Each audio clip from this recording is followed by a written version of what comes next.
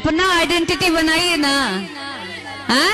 अपना original identity बनाइए, तब ना जाना प्यारा जिला घर बा तो कौन बात के डर बा। मैं तो अभी भी बोल रहा हूँ, तो इसके बाद देखता हूँ कोई मिनट स्टार्टअप है।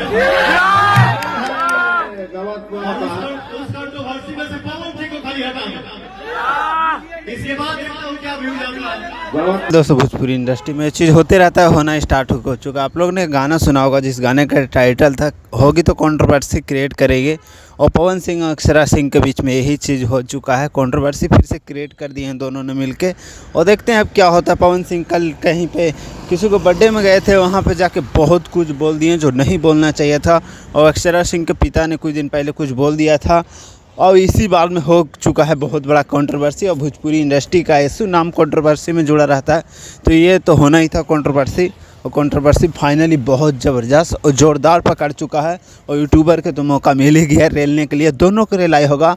और पवन सिंह को नहीं बोलना चाहिए था, अगला इंसान ने टिप्पणी कर दिया, तो ये इस चूतिए को नहीं, यही है इसके अंदर कि अगला ने कुछ बोला है ना तो उंगली ज़रूर करेगा। इसी ने उंगली कर दिया, ऐसे ही उंगली नहीं करना चाहिए था, उंगली करके बहुत बड़ा गलती किए हैं।